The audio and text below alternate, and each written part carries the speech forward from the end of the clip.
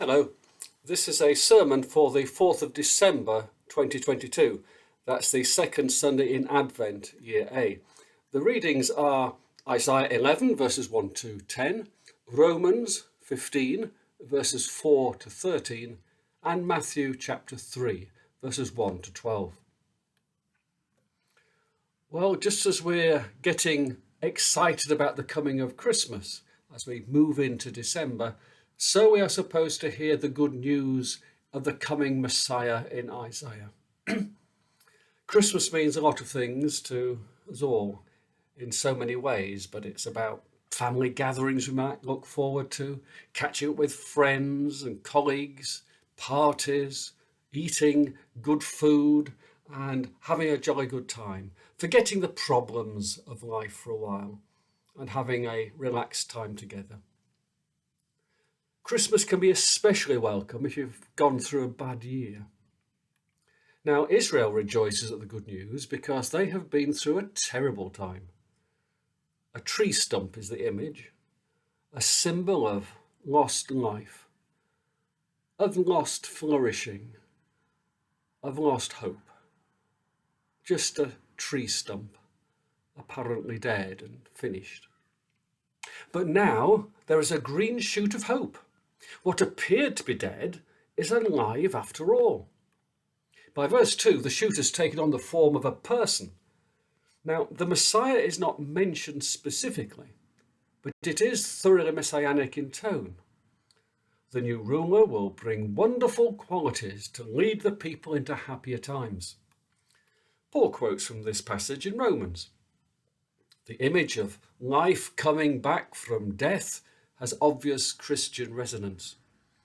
He uses the image earlier in the letter to speak of Christianity grafted on like a wild olive onto the old stump of the original vine of Israel.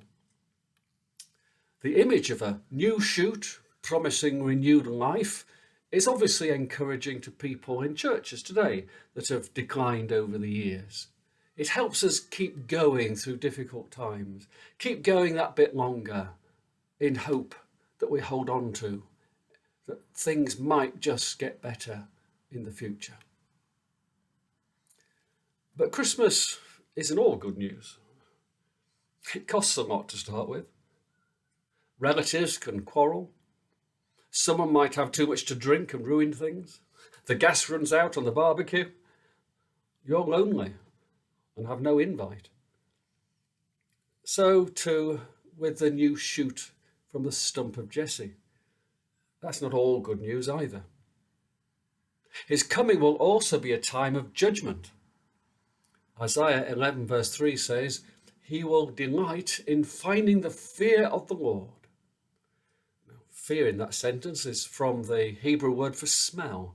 In other words, he will sniff out what is not right about us. Human noses are no match for many animal noses, we know that. Dogs can follow trails where people in shoes have walked. Polar bears can smell you from 60 miles away if you are ever foolish enough to go outside from your igloo to have a pee in the snow. So hopefully igloos have indoor toilets nowadays. But the human capacity to smell is stronger than we think. It's the strongest sense we have to access distant memories.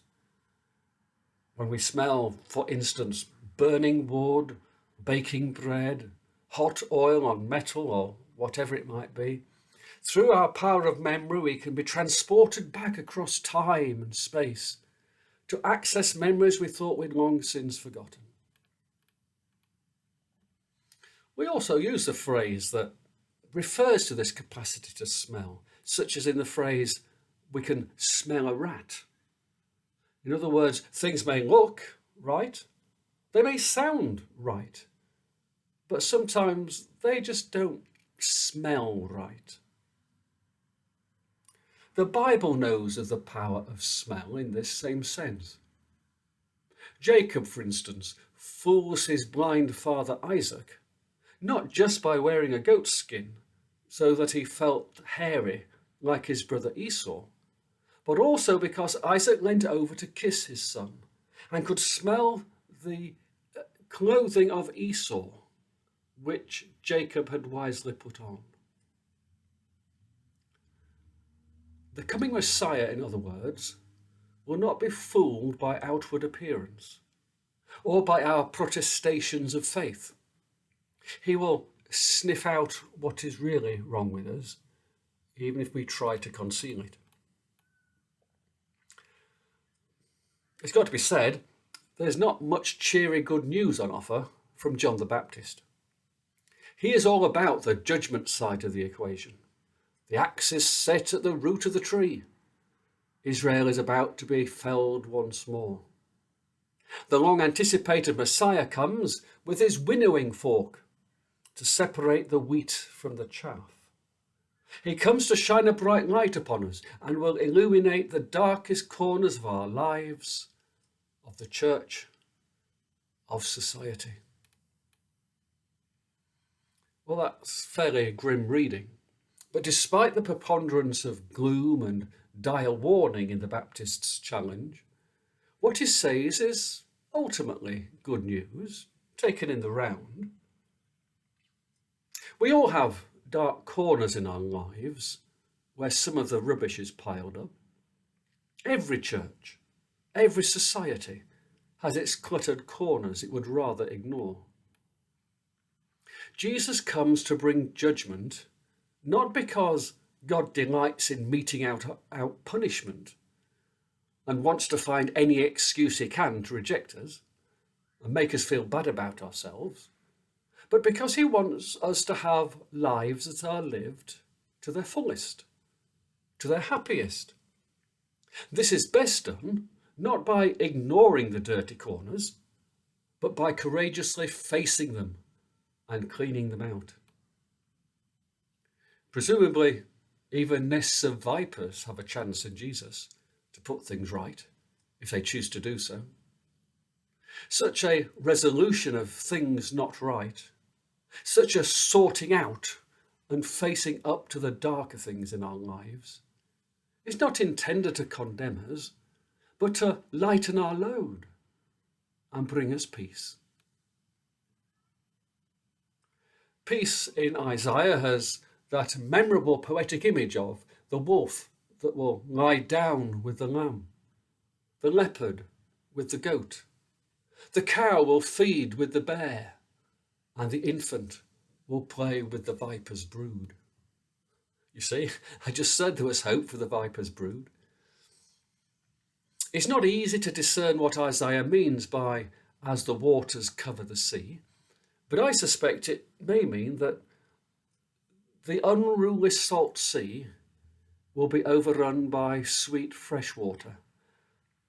And fresh water, being less dense than the salt sea, floats on the top, and in the estuary you see how somehow the raging of the sea is calmed by the fresh water that's going out to sea. And I think that's what the image is about. It's an image of peace, of stilling the ocean rage. Peace for Paul will be about the joining together in peace of Jew and Gentile, as was happening in his churches at the time. The Magi from the east and the shepherds from the hills converge at the manger. This is the promise of Christmas. This is the promise of a reconciled world, a world reunited in Christ. Now, it has to be said that we Christians have not always been very good at finding and sustaining such peace. There were fights and arguments from the start about circumcision, food laws, when to eat the food at the church agape service, whether Apollos was more important than Peter or Paul. And things have not got much better since. And we Methodists have been as quarrelsome as any other part of the church we might like to point the finger at. No wonder so much of the world doesn't want anything to do with us. How can they believe in the reconciling love of God when they look at us? How can they believe in the forgiveness of which we speak when they see so little of it among us? Yet such sober truths do not stop us from trying. Despite last Christmas's disasters, when Uncle Jack got drunk and threatened to thump Uncle Dave, and despite Auntie Marge going home in a huff because no one wanted one of her mince pies, we'll still do Christmas again this year, no doubt. So we will still sing of peace on earth and goodwill to all people, and hope things turn out better this time. Amen.